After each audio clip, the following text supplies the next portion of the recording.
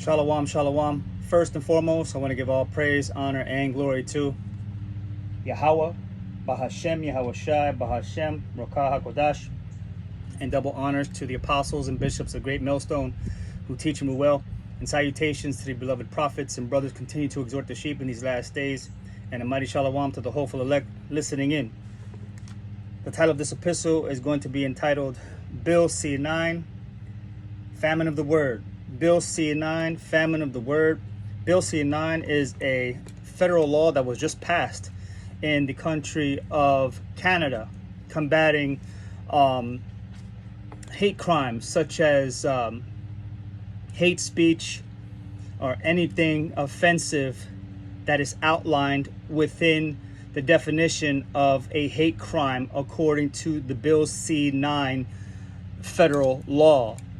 And we know that eventually famine of the word and the Bible is going to be outlawed and will be seen as hate speech because it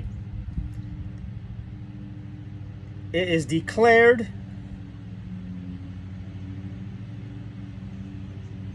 to expose the wicked in the world.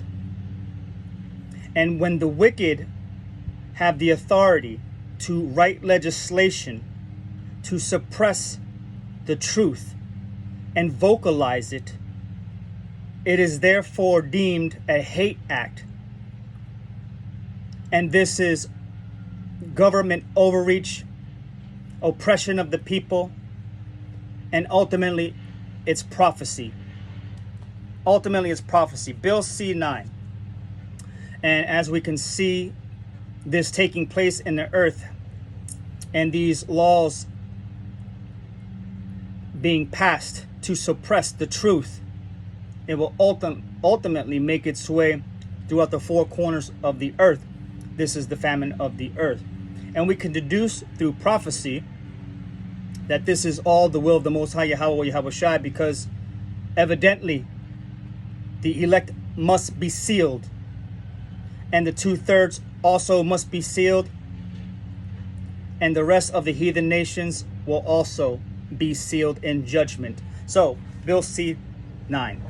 Let's go and grab Isaiah chapter 10. Isaiah chapter 10. Bill C9, combating the hate act. The Bible will be outlawed and deemed hate speech to suppress the righteous word, to declare prophecy, to declare matter, to teach, to edify, to give our people warning. It will all be outlawed. You will not be able to receive this word of salvation, right? Because ultimately that's what all this comes down to. Because the Most High Yahweh Shai has anointed his prophets to declare these things, to go and tell our people their iniquities and so on and so forth, and to tell them of the wicked things that are happening around them. But the famine of the word is part of prophecy and will come to pass. We're going to grab Isaiah chapter 10 and verse 1 and 2. It reads, "Woe unto them that decree unrighteous decrees, and that write grievousness which they have prescribed." These are those in authority that can write legislation and pass it into law and make it an offense to bring out the scriptures.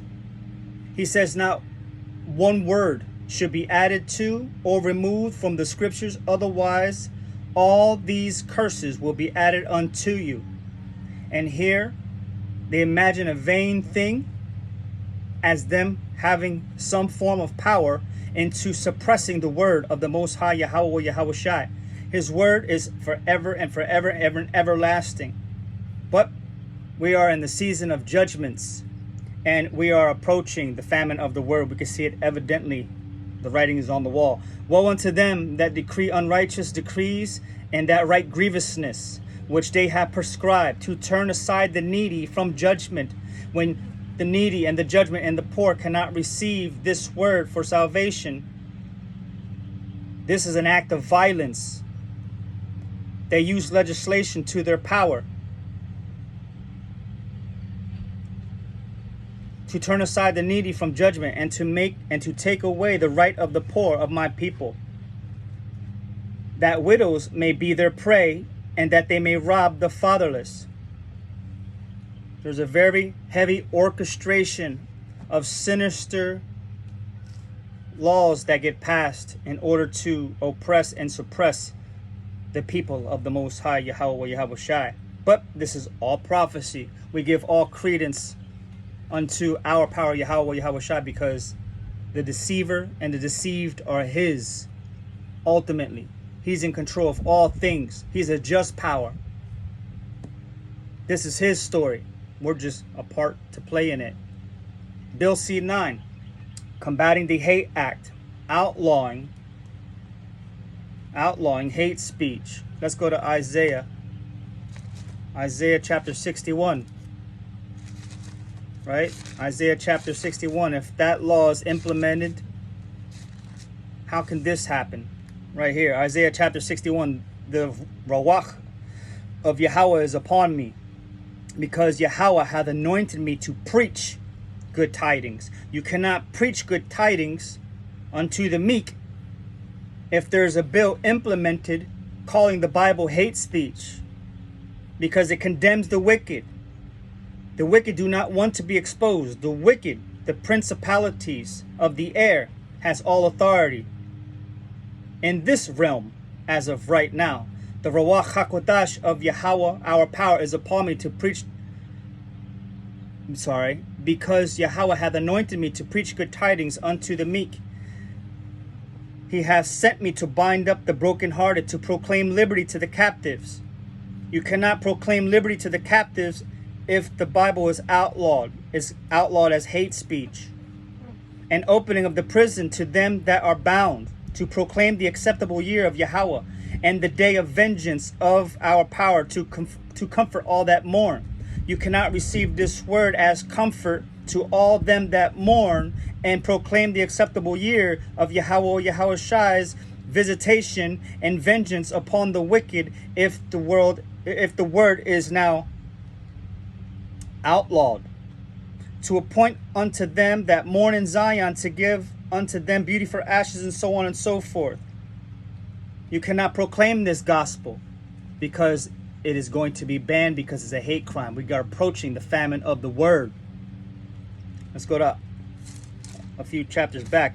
Isaiah chapter 58 and verse 1. Cry aloud. You will not be able to cry loud. You can cry, and you can cry loud, but you can't cry aloud. Spare not, lift up thy voice like a trumpet, and show my people their transgressions. You will not be able to show our people their transgressions, because this book will be outlawed and considered hate crime because of the offensive speech. It ruffles feathers. It illuminates those that have wicked deeds in the dark. Right? And the house of Jacob, their sins. The 1/3 will receive this report, and they will make haste to seek the Most High Yahweh or Yahweh Shai while he may be found. But the 2/3 will be blinded. The rest were blinded. Right? Famine of the words coming. Bill C-9. Who knows what they're going to call that bill here in Babylon the Great. Let's go to Isaiah 62. Isaiah 62. Verse 6. I have set watchmen upon thy walls, O Jerusalem, which shall never hold their peace day nor night. We'll be holding our peace in that day. You will not be able to receive this word. You will not hear this word. You may hear something like a Bible, but you will not receive this word. This word is peculiar. It's a mystery. It's the truth. I have set watchmen upon thy walls, O Jerusalem, which shall never hold their peace day nor night. Ye that make mention of Yahweh, keep not silent. Famine of the word. Keep not silent. What are you going to do? You're going to be a crazy person out there? Huh? Screaming, just waiting to get locked up and charged? No, he said, You're going to keep silent in that day. You're no longer going to be a reprover unto them, right? He said that. We're telling our people to repent, turn back, get this word, because the famine of the word's coming.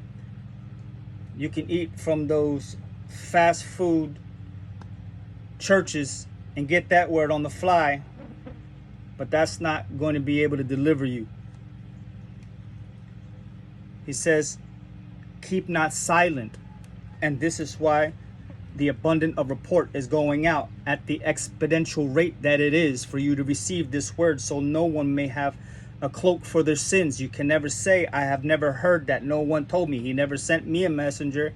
Nope. He crosses the T's and dots the I's. He doesn't miss. He doesn't miss. He doesn't miss at all. Ezekiel chapter 3. Ezekiel chapter 3 and verse 17. How can these things come to pass, and how can the word be made manifest if they're combating the hate act and silencing those that are being commanded to speak, preach, and teach? How can this happen? Ezekiel chapter 3 and verse 17, it says, Son of man, I have made thee a watchman unto the house of Israel. Therefore, hear the word at my mouth, and give them warning for me. You're not going to get any more warnings. That tells me that the elect are sealed. 1 + 1 = 2.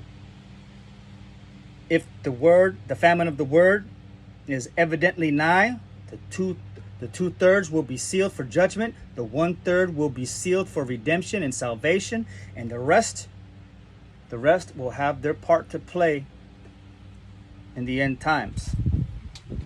He says, give them warning for me.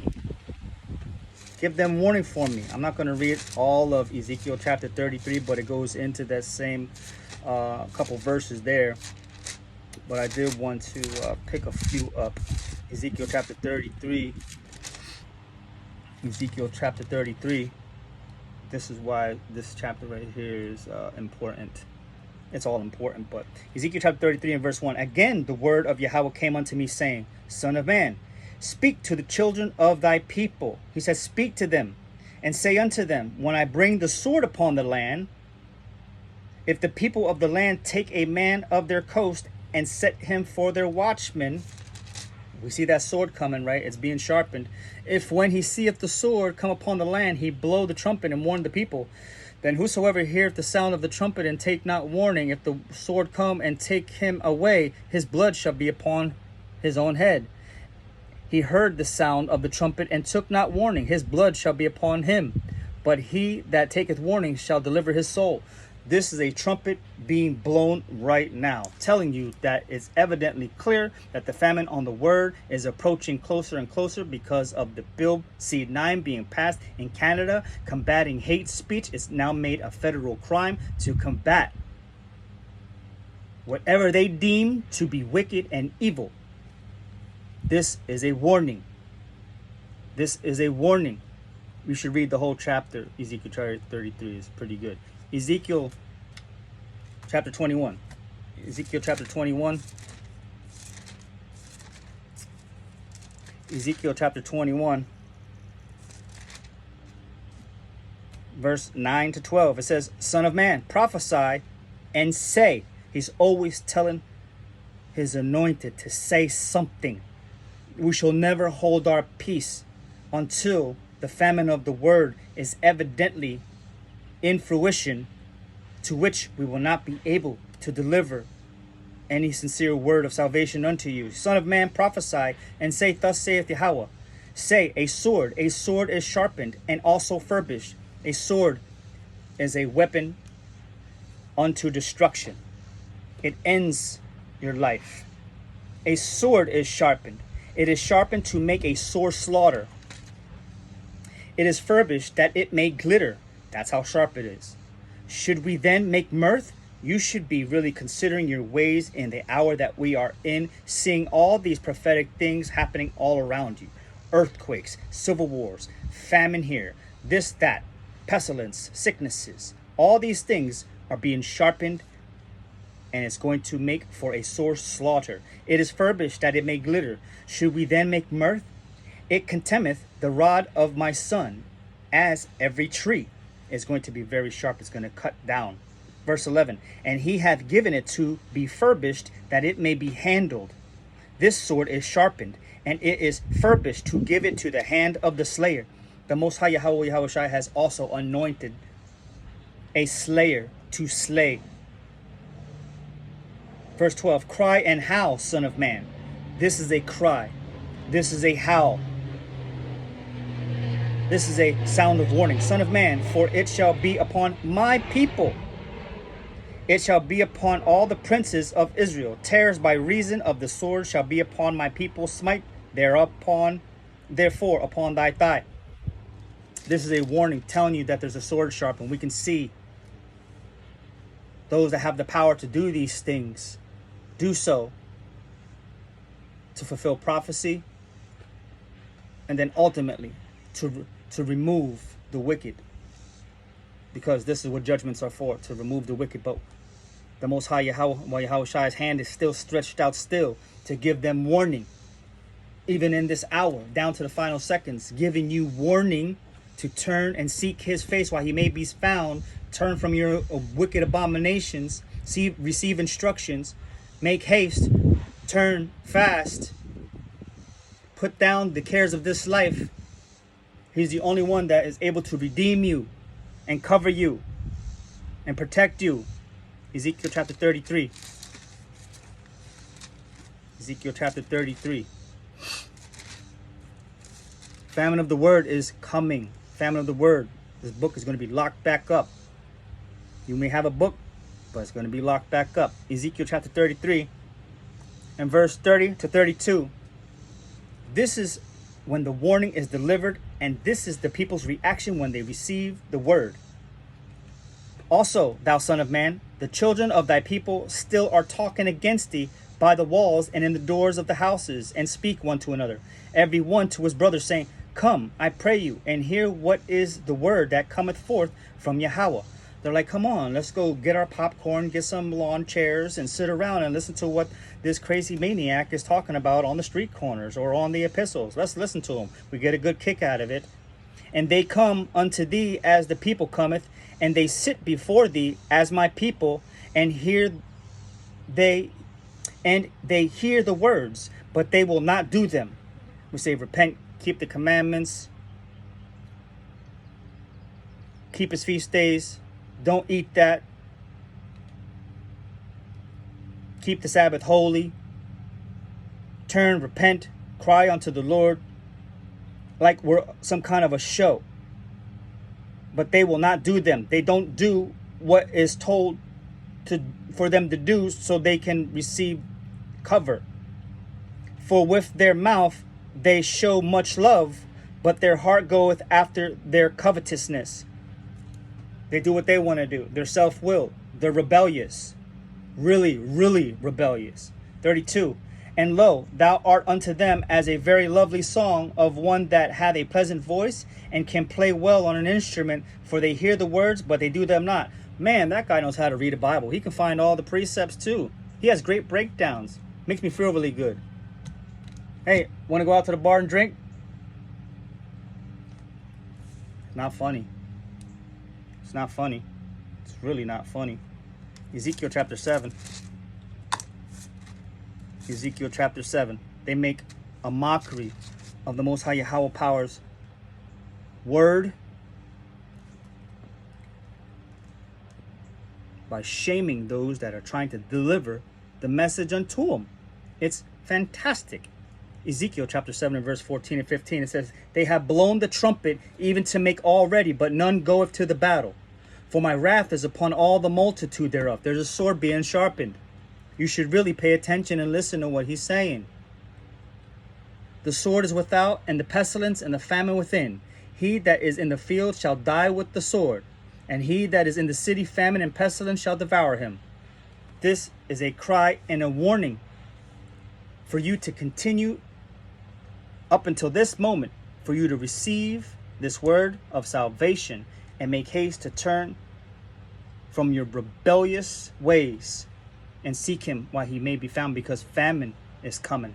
Famine of the word, He's going to seal the mouth of those that have been crying and sighing for all the abominations therein. He's going to hide them, put them away. You will not be able to find that light. You will be in gross darkness. Everyone will be in gross darkness. Don't know which way to go. Don't know what's happening. They'll probably look to their movies for some kind of direction. I don't know. Let's go to Amos real quick. Amos chapter 5. Amos chapter 5. In verse 13. It says, therefore the prudent shall keep silent in that time, for it is an evil time. So when the famine of the word is implemented and there's severe consequences for expressing the sincere word of Yahweh Yahushai to warn the people, you will not receive that warning, because the prudent, the wise will keep silent.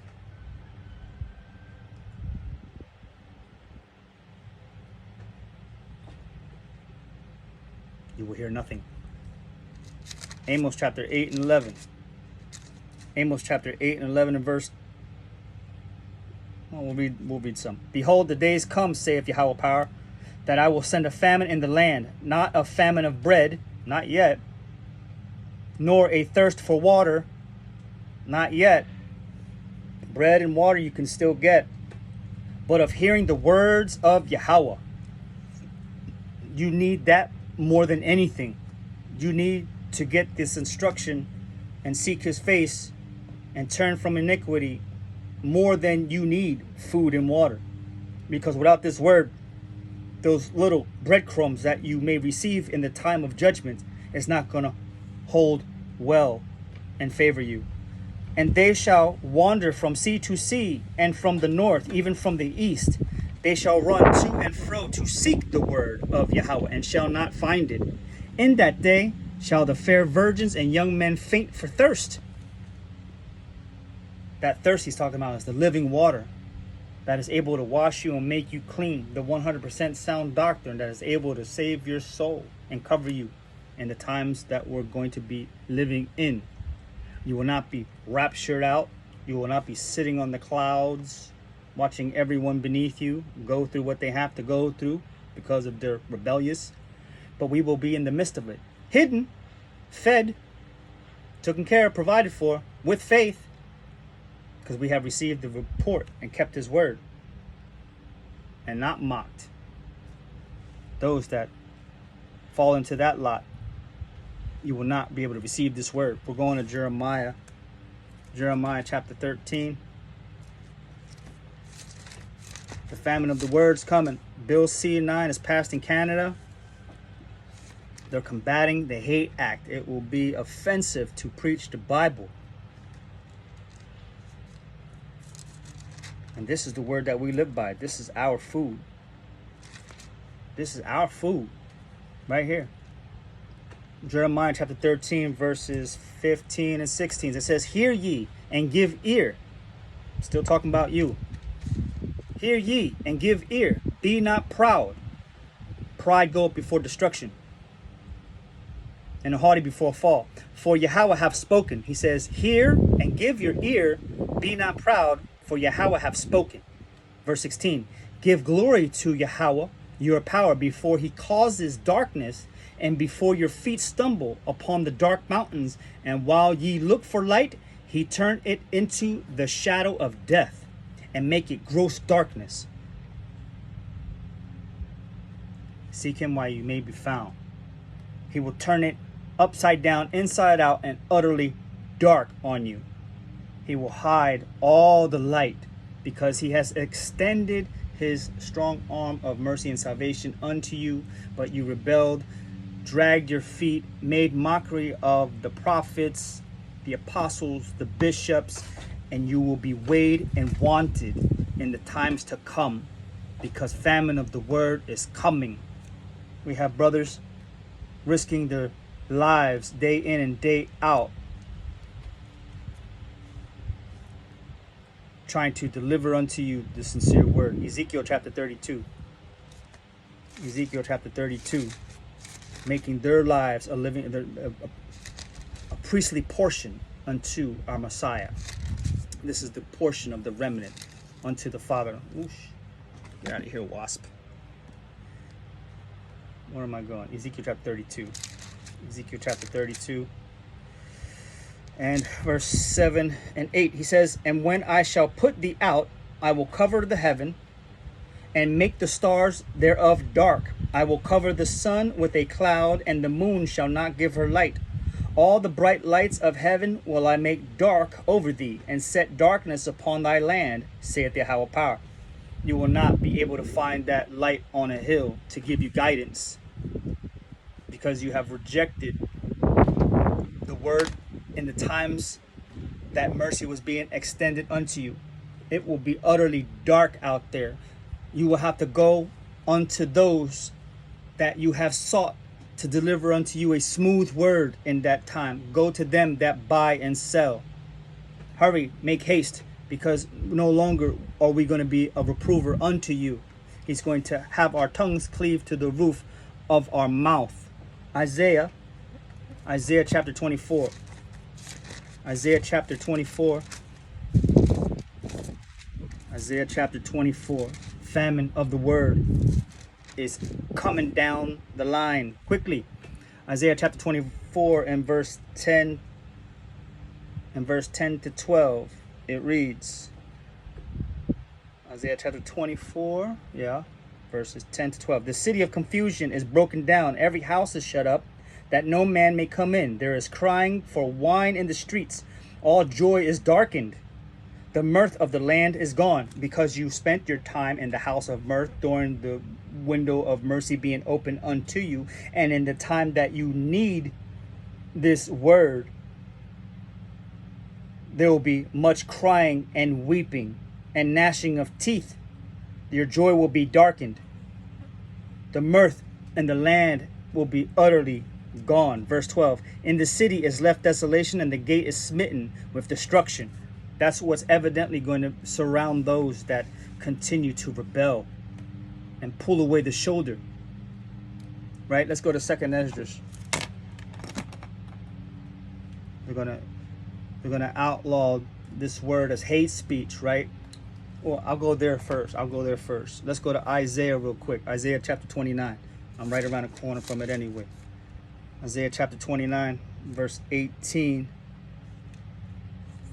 Where am I at? Verse 18 to 21. It reads, Isaiah chapter 29, verses 18 to 21. It says, and in that day shall the deaf hear the words of the book, and the eyes of the blind shall see out of obscurity and out of darkness. The meek also shall increase their joy in Yahweh, and of the poor among men shall rejoice in the Holy One of Yashar'Allah. For the terrible one is brought to naught, and the scorner is consumed, and all that watch for iniquity are cut off. These are those that have the instructions and the wisdom within them, that have the scales removed from their eyes, that can see and hear and know what is taking place. Verse 21, that make a man an offender for the word, and lay a snare for him that reproveth in the gate, and turn aside the just for a thing of naught. These are those that proclaim the word of Yahweh or Yahweh Shai. These are those that continue to push the plow and persevere and do not return back to their vomit. These are those that are standing upright and putting on those righteous garments, being considered when he goes to make up those jewels. They make that man an offender for the word. Why? Because they hate him that rebuketh in the gate, don't they? I got another verse over here, Amos chapter 5 and 10. Amos chapter 5 and 10. It says, they hate him that rebuketh in the gate, and they abhor him that speaketh uprightly.